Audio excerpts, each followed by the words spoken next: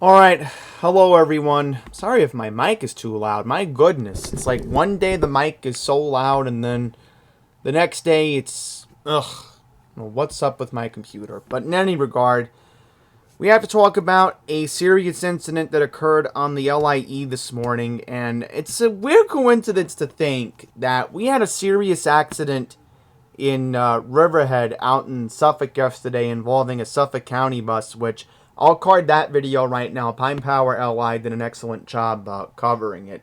I mean, there's a lot of weird coincidences with the content that Pine Power is producing and then the content that somehow I'm trying to produce. It's a weird coincidence, but yes, guys, this morning we had an awful multi-vehicle accident on the LIE this morning. 13 people confirmed injured. Now, I want to mention Pix 11 and Channel 7 do have a mention of this as well. It was mentioned on the morning newscast on Channel 7 this morning. It was a brief mention, but they did show FNTV's video because they were the only ones on the scene. So let's read what happened here. So this is what we know right now from AM New York. Schleps Media, the parent company of the Queens Courier. 13 people were injured in a huge crash on the LIE this morning. Authorities say the pileup, which occurred at 6:17 a.m. this morning, involved multiple vehicles on the expressway's eastbound lanes near Little Neck Parkway at Douglaston. Numerous FDNY firefighters and EMS units responded to the scene. All eastbound lanes were shut down at Marathon Parkway, leaving traffic at a standstill. Video circulating online shows several trucks involved in the wreck. At least one rig appeared to have serious front end damage. The 13 victims were taken to either Booth Memorial Medical Center in Flushing or North Shore University Hospital in Manhasset for treatment. Their conditions are not yet known. The cause of the crash is unknown and is under investigation. Well, this is kind of outdated because I do have an update. From what I'm hearing from the Highway District Collision Squad, they believe at this time it's early to determine it.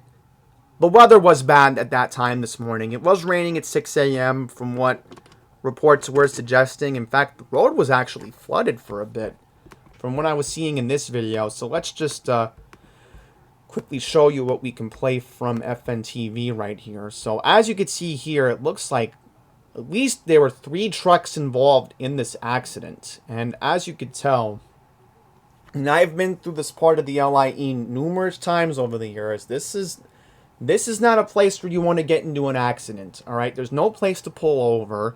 The HOV lane just starts to begin around this area, and, you know, look how bad this was. It looks like a box truck was involved.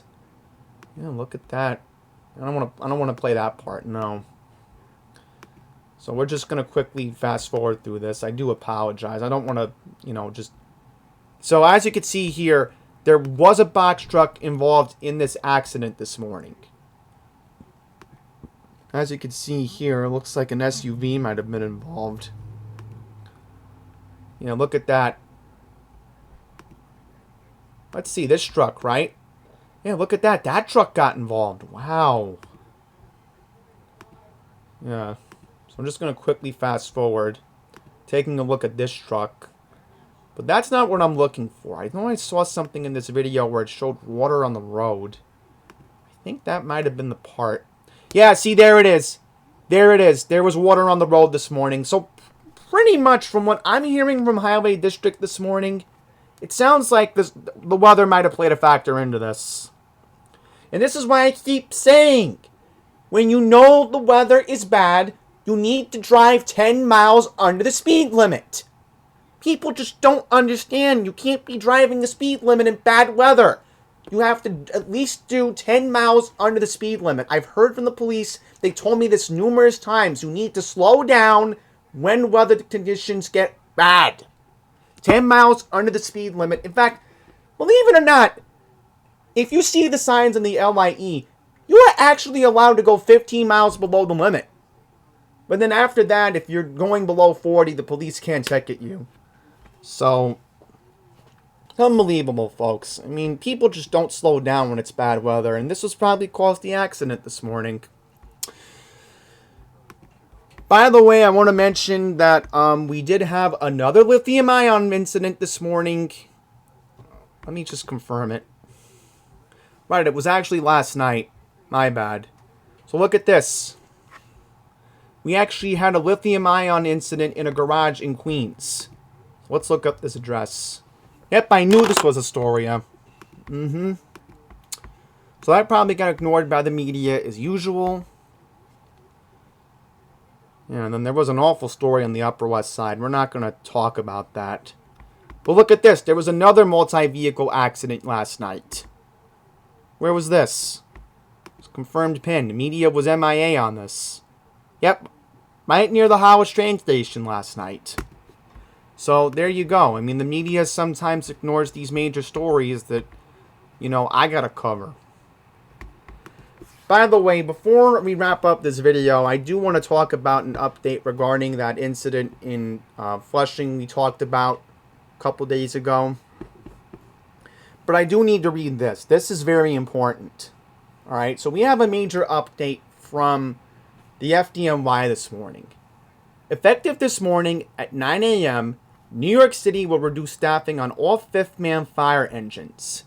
This is extremely dangerous, and at a point where fire deaths are up, blame lithium-ion battery incidents. And New York City is experiencing fast-moving lithium-ion fires. Yep. The door firefighter position is instrumental in getting a hose line in place quick. Home furnishing these days are made of material that burns hotter and faster than legacy furniture. Getting water on the fire as quickly as possible is a game changer in saving life and property. All fire engines should have the fifth firefighter, but now none in the FDNY will. I mean, really? I mean, clearly you know whose fault this is. I mean, it's Eric Adams, yes, but you gotta blame Greg Abbott and Joe Biden, which, by the way, not to make anything sound political here, but we're getting 25,000 more migrants this week. In fact, they're starting to come in now. It's disgusting. So basically now what's going to happen is if you need somebody to get an extra hose into a fire hydrant, it's only going to get worse. There's more cuts coming in April. I mean, thankfully they found a miracle to prevent some budget cuts in January, but, you know, we're dealing with a lot of uncertain times, folks. That's all I'm going to say. Okay, and last up, we're going to discuss this. Maspeth man charged in fatal collision that killed a 3-year-old boy in Flushing after telling police that he lost his car. Okay, how does that make any sense? You literally struck and killed a toddler.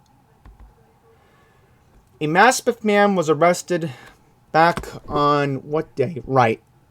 Back on Thursday and booked at the 109th in Flushing in connection with the fatal hit-and-run collision that killed a 3-year-old boy back on Wednesday. Kevin Gomez, 20 years old, 60th Road in Maspeth, was charged with criminally negligent homicide, leaving the scene of an accident without reporting a death, and other crimes after he allegedly struck the youngster and drove off before ditching the vehicle a few blocks away. Gomez was arraigned late Friday before Queens Criminal Court Jessica Earl Gagan in Kew Gardens. According to the criminal complaint, Gomez walked into the 109th on Thursday and told police he was looking for his car and could not remember where he parked in Flushing. A preliminary investigation by the Highway District Collision Squad determined that Gomez was behind the wheel of a white 4-door Infiniti Q50 sedan that was parked in a no-standing zone in front of a commercial strip near the intersection of College Point Boulevard and 41st Avenue at around 6:40 p.m. when 3-year-old Quintus Chen darted in front of the car. Gomez allegedly pulled away from the curb and hit the youngster, causing him to fall onto the roadway, where he was struck by the Infiniti's tires. As the boy's father screeched at Gomez to stop, he drove away from the scene before ditching the car 4 blocks south on College Point Boulevard up Play Avenue, right by the Home Depot. According to the criminal complaint, Gomez allegedly hit the brakes after striking the child before speeding away from the scene. EMS responded and rushed the youngster to Booth Memorial Medical Center's Pediatric Center, where he was pronounced dead. An NYPD spokesperson could not provide additional information on how an arrest of Gomez was eviscerated, saying only that he was charged with leaving the scene of an accident resulting in death and driving without a license. Assembly member Ron Kim, who hosted a press conference Thursday following the fatal collision, divulged on social media that Gomez was driving with a learner's permit on the night of a fatal collision. Then how was he allowed to drive a car that night? Unbelievable. Unbelievable. Mr. Kim said yesterday, "I want to thank all the NYPD officers involved in tracking down and apprehending the suspect to make sure he is off the road and held accountable. Quintus' family feels relieved that he is caught, even though they continue to process and grieve the loss of their son. Our community will support and help them in whatever way we can as they deal with this unimaginable pain."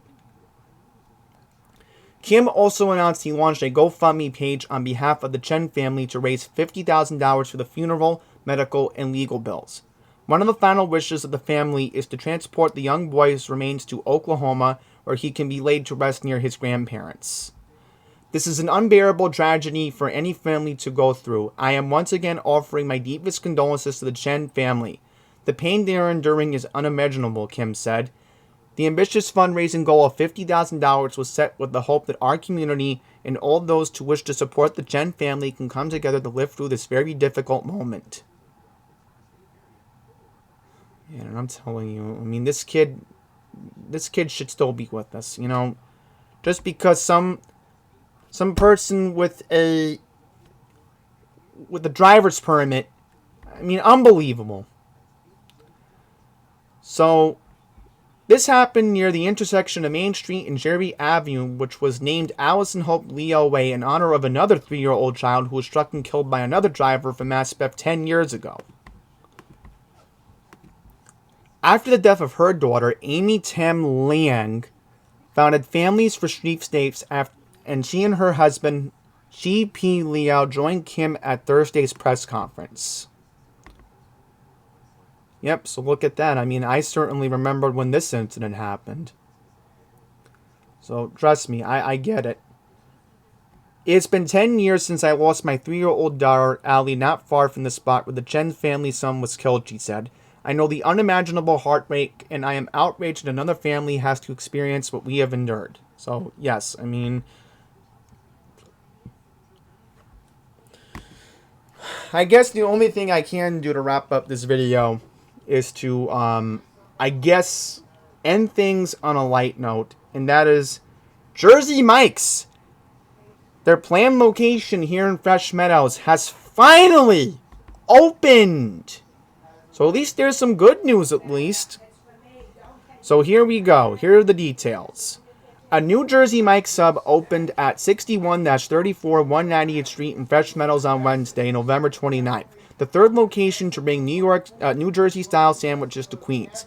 As part of the grand opening, franchise owner David Bonsbeck, Irene Jara, Corey Glusko, and Seth Markowitz are holding a 5-day fundraiser to support a local nonprofit, Wellness in the Schools. So here we go. Patrons of the new location can receive a special fundraising coupon in-store until Sunday, December 3rd. With a minimum donation of $3 to the organization, they can use it to claim a 3 sub. Alright, so I don't want to really read on that much, but long story short, the 2 other Jersey Mike's in Queens are located in Maspeth and Forest Hills.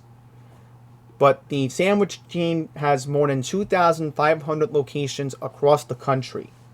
The new Fresh Meadows location, which again is located at 61-34 190th Street, is open daily from 10 a.m. to 9 p.m. The sandwich shop is replacing a Dress Barn store that formerly stood in its place, but closed after its parent company announced it would shutter all of its stores back in 2019. Alright, so that's pretty much it.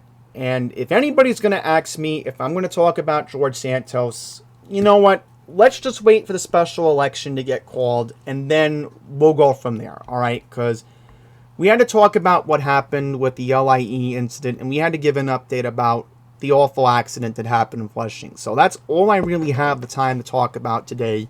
So And believe me, we have another subject we have to talk about this week as well. That's also important. So that's it. Thank you for watching this video.